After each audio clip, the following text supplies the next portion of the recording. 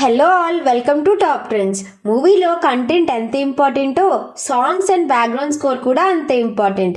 ఈ ఇయర్లో అలా మన టాలీవుడ్లో మ్యూజిక్ అండ్ బ్యాక్గ్రౌండ్తో అదరగొట్టడానికి కొందరు మ్యూజిక్ డైరెక్టర్స్ టఫ్ జాబ్ ఇచ్చారు. అలా ఈ ఇయర్ మ్యూజిక్తో హార్ట్ ఫెల్ట్ అండ్ గూస్ బంప్స్తో మిరాకిల్ చేసిన మ్యూజిక్ డైరెక్టర్స్ ఎవరో చూసేద్దాం రండి. వీడియోలోకి వెళ్లే ముందు ఛానల్ని సబ్స్క్రైబ్ చేసుకోండి భయ్యా. విజయ్ దేవరకొండ మూవీ ఖుషీతో మ్యూజిక్ డైరెక్టర్గా ఎంట్రీ ఇచ్చిన Hesham Abdul Wahab movie songs and బ్యాక్గ్రౌండ్ స్కోర్తో ఆడియన్స్ని మెస్మరైజ్ చేశాడు. మూవీ కమర్షియల్గా హిట్ అవ్వకపోయినా తను కంపోజ్ చేసిన సాంగ్స్ మాత్రం బ్లాక్ బస్టర్ అయ్యాయి.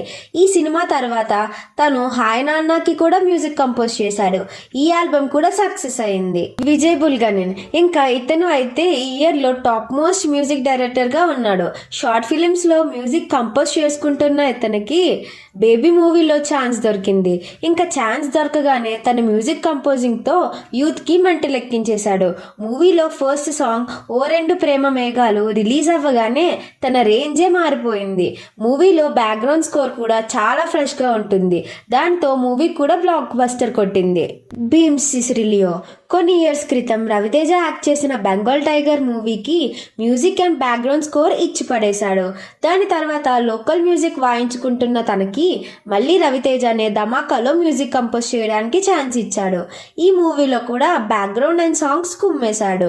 ఇంకా ఈ ఇయర్లో మ్యాడ్లో మ్యూజిక్ కంపోజ్ చేసి యూత్ సాంగ్స్తో మ్యాడ్ అయిపోయేలా చేశాడు. ఎస్ఎస్ తమన్ ఈ ఇయర్లో స్టార్ డైరెక్టర్స్ మూవీస్ పెద్దగా ఏం రాలేదు.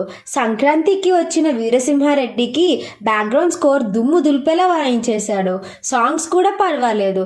దాని తర్వాత ఇప్పుడు మహేష్ బాబు మూవీ గుంటూరు కారం షెడ్యూల్లో బిజీగా ఉన్నాడు. ప్రజెంట్ అయితే తన మీద చాలా గట్టిగా ట్రోలింగ్ జరుగుతుంది. మళ్ళీ తన వర్క్తో ట్రోలర్స్కి ఫుల్ స్టాప్ పెడతాడేమో చూద్దాం. పుష్పతో మళ్ళీ కంబ్యాక్ ఇచ్చిన దేవిశ్రీ ప్రసాద్ ఈ ఇయర్లో వాల్టర్ వీరయ్యతో మ్యూజిక్ అండ్ బ్యాక్గ్రౌండ్ స్కోర్తో తన రేంజ్ ఏంటో మళ్ళీ చూపించాడు.